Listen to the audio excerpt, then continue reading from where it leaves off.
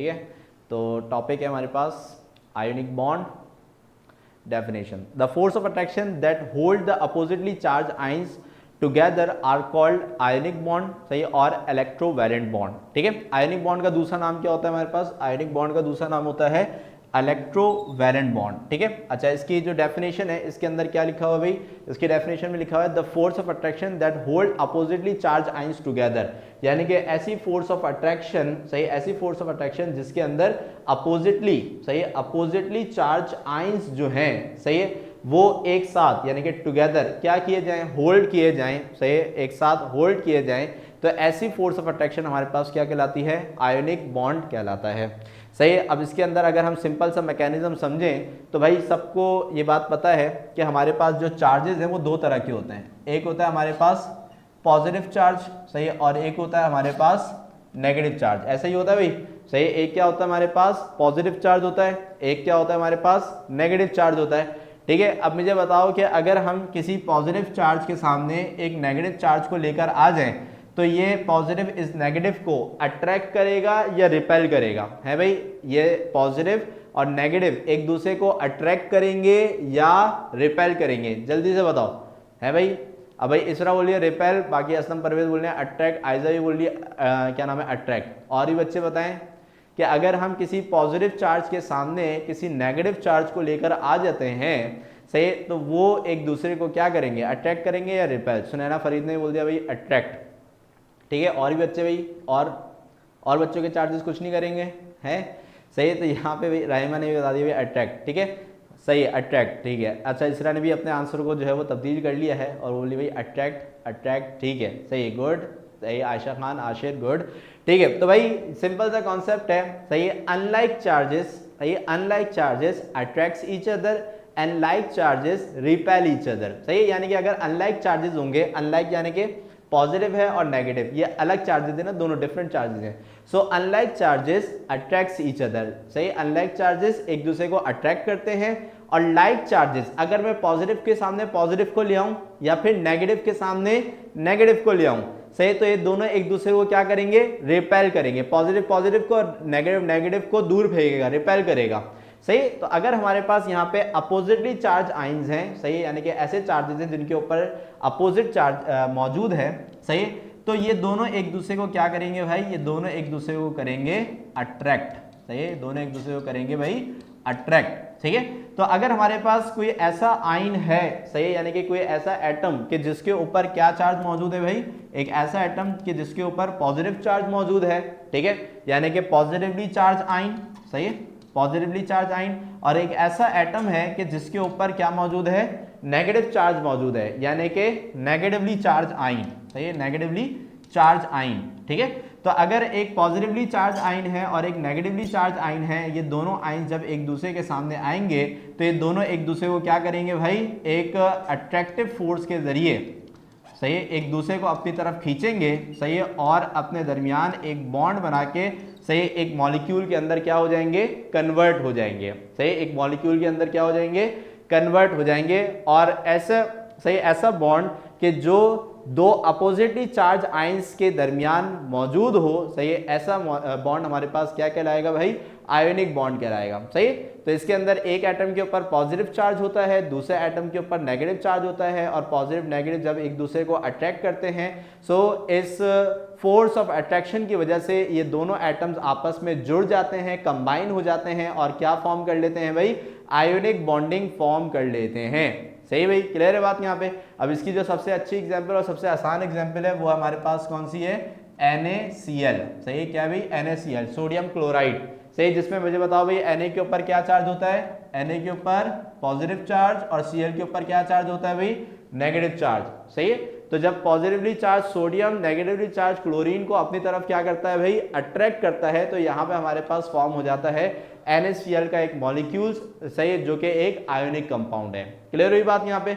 सब वही डेफिनेशन के अंदर और यहाँ पे मैकेनिज्म के अंदर कोई मसला है तो जल्दी से पूछ लो, इसको एक दफा देख ले ताकि फिर हम एक एग्जाम्पल करेंगे इसकी।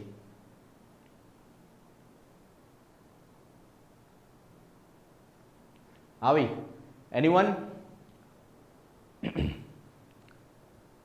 ओके, कोई क्वेश्चन नहीं है, गुड, जबरदस्त जबरदस्त जबरदस्त।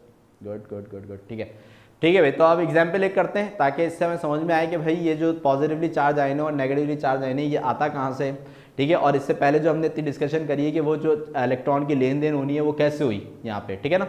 तो उसको देखते हैं यहाँ पे, ठीक है। तो इसमें सबसे पहले जो हम पढ़ रहे हैं वो है हमारे पास formation of ionic bond in NaCl, यानी कि सोडियम क्लोराइड के अंदर ये हम डिस्कस करेंगे, सही है। तो यहाँ पे हमारे पास जो क्या नाम है सोडियम क्लोराइड है, सही है। पहले इसको समझ लेते हैं फिर इसकी डायग्राम भी देखेंगे, सही है। जो सोडियम क्लोराइड है इसके अगर हम जो है वो फिनोमेना देखें तो इसमें होता ये है कि भाई हमारे पास जो सोडियम है यानी कि Na, सही है, इसका जो एटॉमिक नंबर है, सही, सोडियम का एटॉमिक नंबर ये होता है हमारे पास कितना भाई 11, ठीक है। एटॉमिक नंबर कितना होता है 11, यानी कि इसके पास कितने इलेक्ट्रॉन है 11 इलेक्ट्रॉन्स हैं, ठीक है।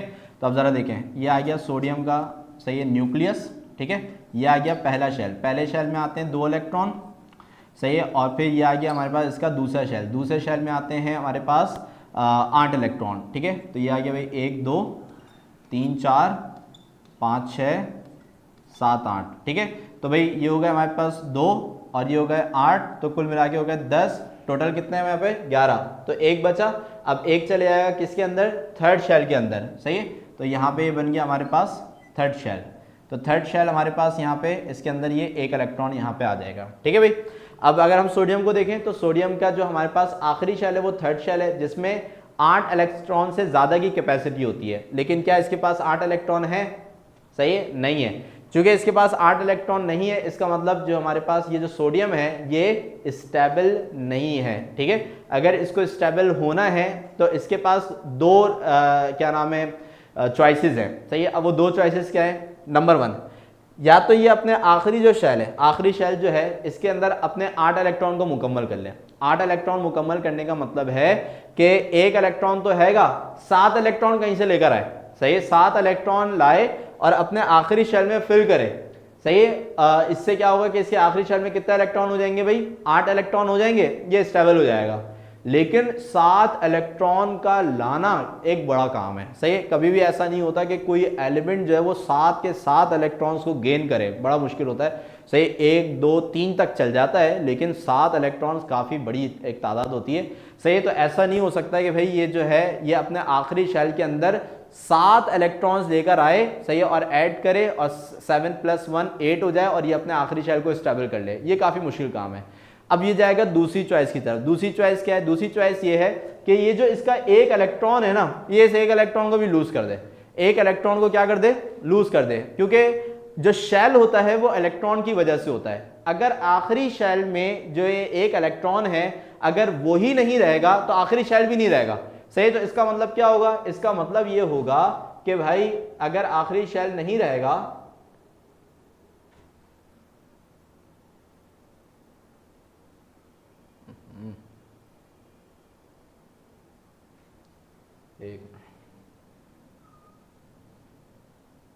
ओके, तो भाई अगर इसका मतलब यह है कि अगर हम इसके आखिरी शेल में से इस इलेक्ट्रॉन को निकाल देते हैं तो आखिरी शेल नहीं रहेगा, तो भाई ये क्या नाम है, शेल भी नहीं रहेगा। अगर आखिरी इलेक्ट्रॉन नहीं रहेगा तो ये शेल भी नहीं रहेगा। जब शेल नहीं रहेगा तो इसका आउटर मोस्ट शेल कौन सा हो जाएगा, दूसरा शेल हो जाएगा। और दूसरे शेल में कितना इलेक्ट्रॉन है भाई, 8 इलेक्ट्रॉन है।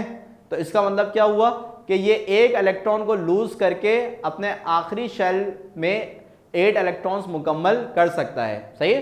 तो यहाँ पे हमारे पास क्या था भाई, यहाँ पे हमारे पास मौजूद था, सही, इसके आखिरी शेल के अंदर सिर्फ 1 इलेक्ट्रॉन था, सिर्फ क्या था, 1 इलेक्ट्रॉन। तो इसके पास 2 चॉइसेस थी, या तो ये अपने आखिरी शेल के अंदर 7 इलेक्ट्रॉन को लाके अपने आखिरी शेल में 8 इलेक्ट्रॉन्स की तादाद मुकम्मल कर दे, या फिर ये करे कि भाई ये जो अपना आखिरी 1 इलेक्ट्रॉन है ये भी लूज कर दे।